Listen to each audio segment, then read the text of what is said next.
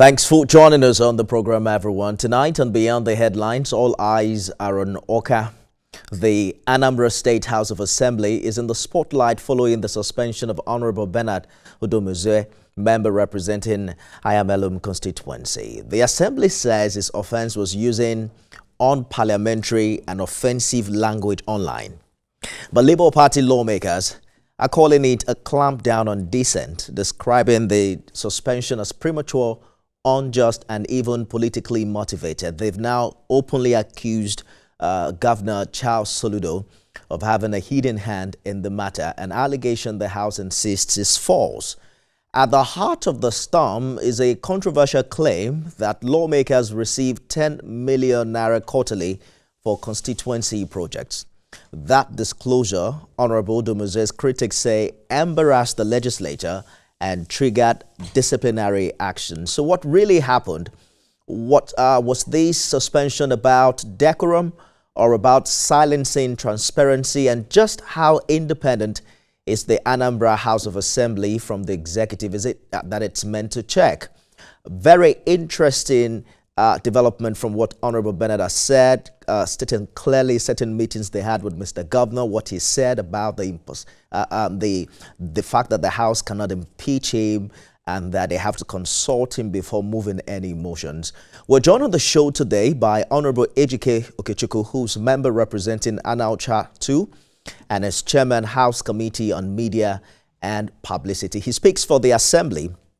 And tonight, we believe he comes with answers to some burning questions on the mind of Nigerians. The Labour Party caucus in the National Assembly has now demanded a probe into the suspension of Honorable Bernard. They've called it hasty and unjust. Many Nigerians are also saying that this is a witch hunt rather than discipline. Reports say Honorable Udomezue's suspension was triggered after he disclosed that lawmakers receive barely 10 million naira quarterly for constituency projects.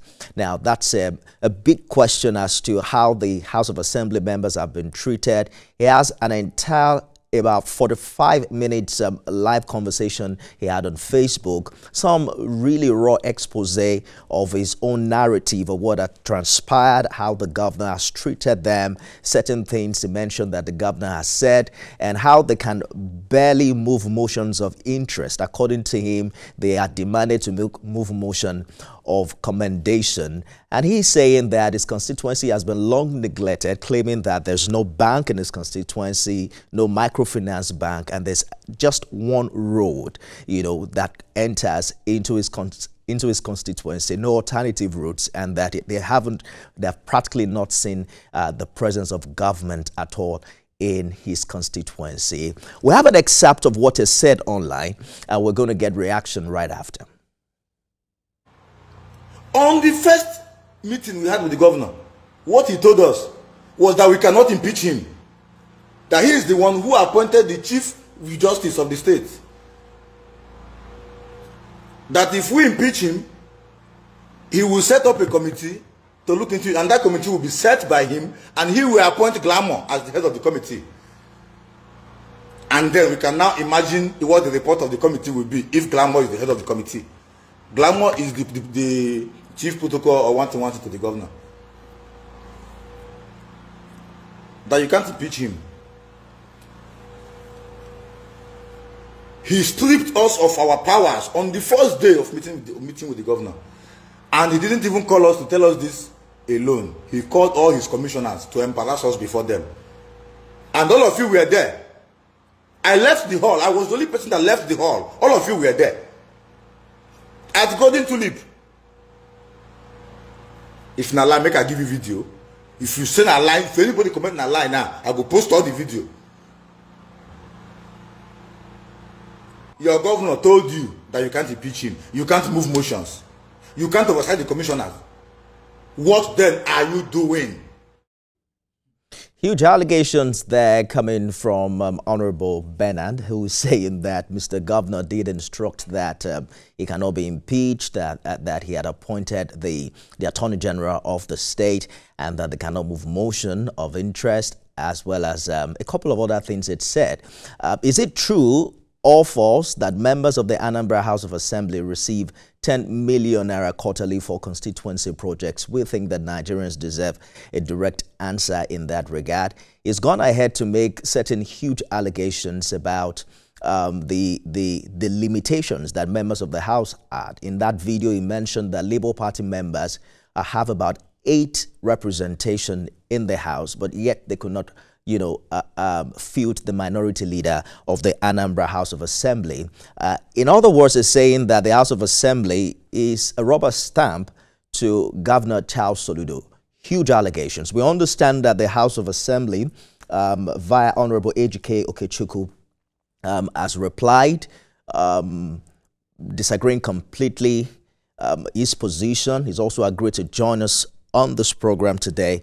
We're having difficulty connecting with him. If that's false, we expect him or other member of the House to tell India Anambra and Nigerians exactly how much lawmakers receive quarterly for constituency projects. He went ahead, by the way, to say that his colleague members have been stealing from their constituents, that the monies they receive have not trickled down to members of the constituent. Honorable Ejike Okechukwu is on phone right now. He's member representing Anambra 2. He's also chairman House Committee on Media and Publicity.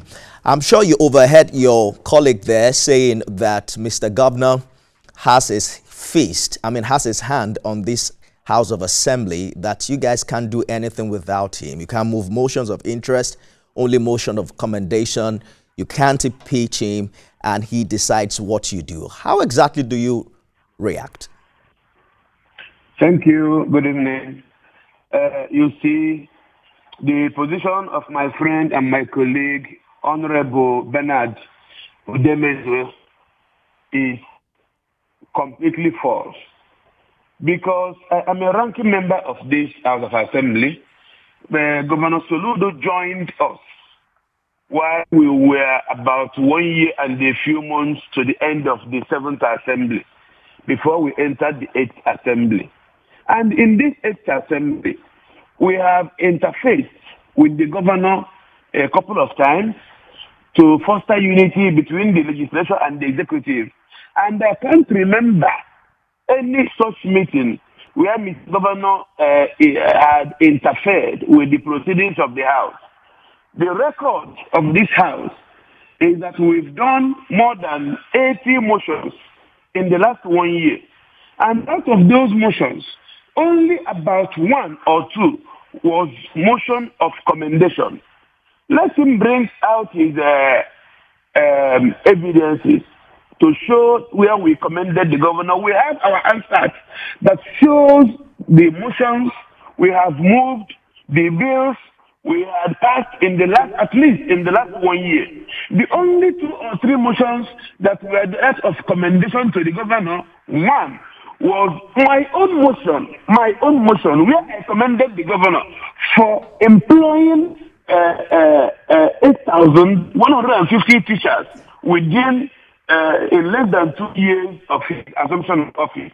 The second motion of commendation was that during the governor's last year birthday celebration, where one of us moved a motion congratulating him on his birthday.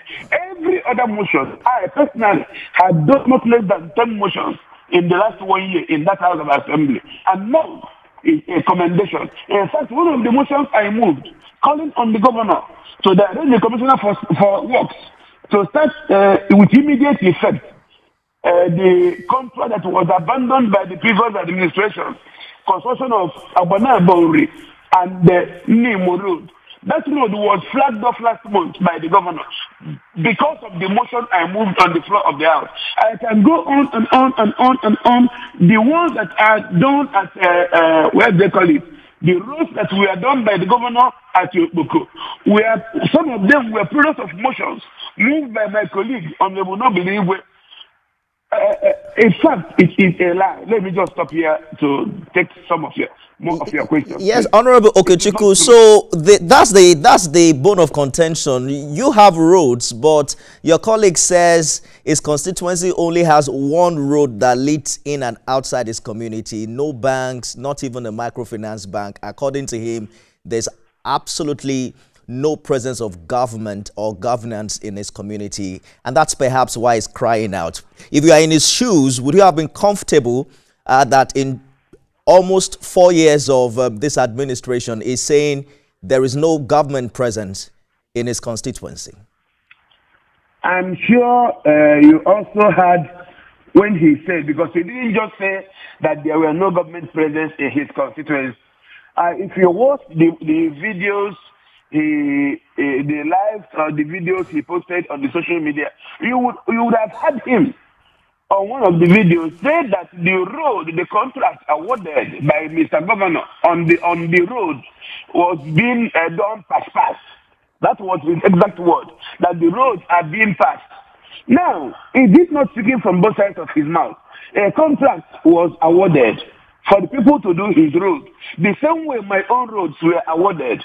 I am representative of the people. I have the oversight powers to oversight whosoever is the contractor doing that road. If he's doing a study road, I will move to that site, call him, use instruments of the house, bring the commissioner in charge of works to the house, bring the contractor to the house, and ask him questions while he is doing the study job. The governor cannot be everywhere at the same time. So the guy just spoke from two sides of his mouth. On one of the videos, he said that the roads, that the contract awarded by the governor, that they were just touching the roads. On the other one, he said that no contract has been awarded. Is he not a confused human being? Can tell you authoritatively that he doesn't know what he is saying. Let's talk about. Let us quickly talk on the constituency project. Is it true that you get 10 million naira on a quarterly basis? The constituency project, it is constituency. What is captured in our both the budget and whatever is constituency empowerment, not constituency project. It is a sum of money mapped out for members to empower the downtrodden, to assist in payment of the school fees of the people that couldn't, the constituents that couldn't pay their school fees, to empower some that into at least people that can learn skills and empower them and do some little things, because excuse me, there is nothing much 10 million naira can do.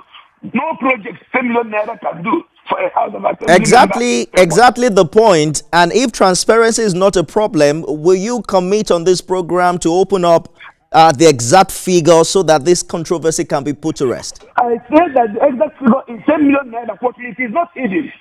It is not hidden. But what I'm telling you is that he misconstrued it, because he doesn't come to section. Excuse me, he doesn't come to section.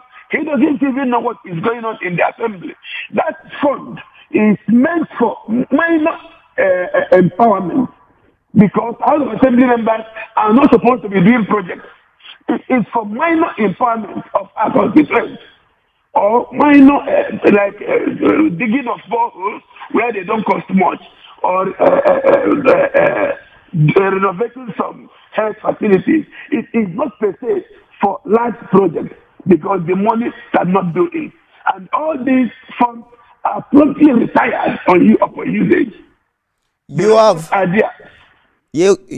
have defended this house by saying that what happened is an internal disciplinary matter. Some have said that he didn't get fair hearing. He has also claimed that he has not been given fair hearing before his suspension was announced. Critics, however, argue that the assembly has become a rubber stamp for the executive.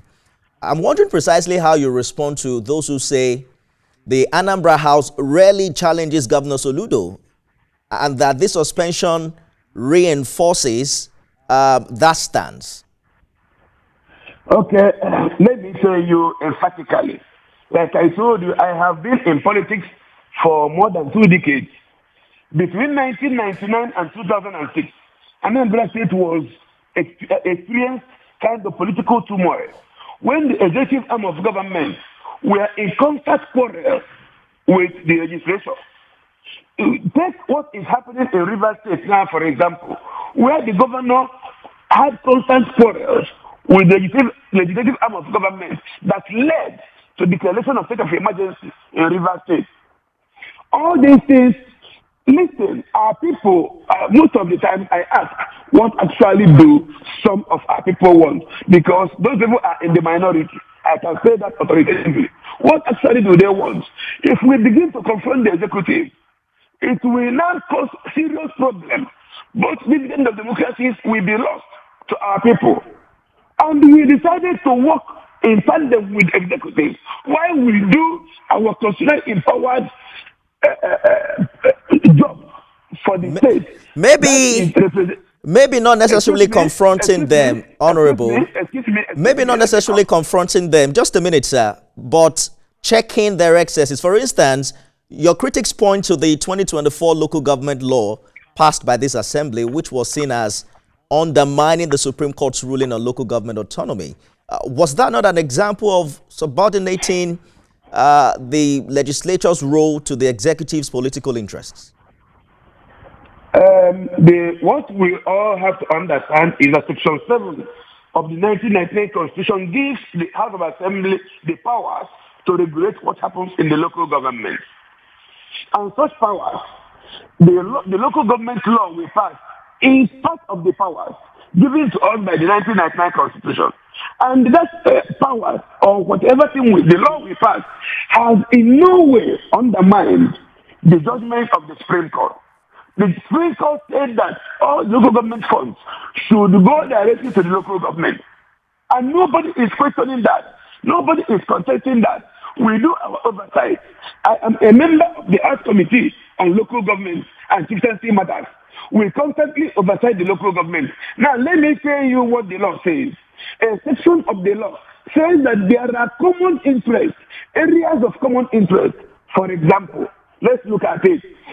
Before now, civil servants, teachers, health workers, they were being transferred from one local government to another. And who pays among the local governments?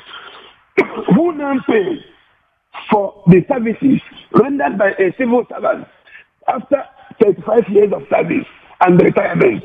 Which of the local governments will now pay the pension and the gratuity of such a person? All right. Retired teachers and the retired health workers who pays their benefits upon retirement. This becomes a problem.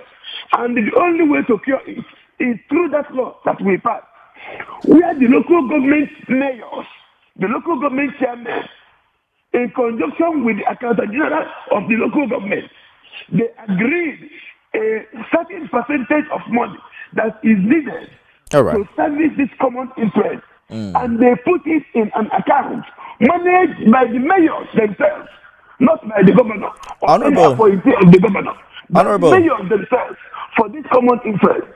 Honorable, you know, we had challenges connecting with you earlier, so we've completely run out of time.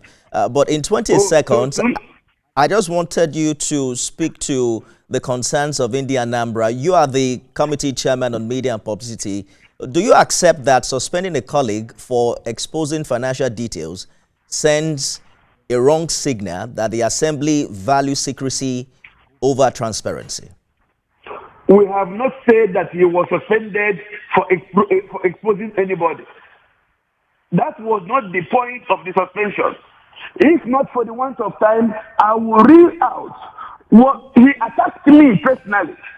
And he constantly attacks me whenever he is on his live videos.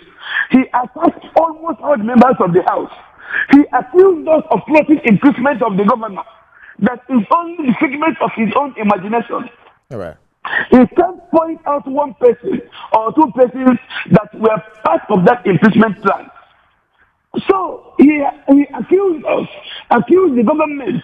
In fact, what we did was not because of whatever exposition, because it is a record in the public domain. Nobody is exposing nothing. All right. But he should act honorably as an honorable member.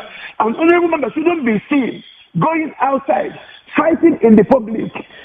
An honorable member shouldn't be seen beating a young lady in public. All right. An honorable member shouldn't be seen beating a security man inside Unizik. Good place to leave it. Honorable Ejike Okechukwu is the Chairman House Committee on Media and Publicity. Thank you so much for talking to us on the program this evening. That's our show today. You can watch this conversation again at midnight and 6 a.m. tomorrow. Do have a lovely weekend. I'll see you again on Monday.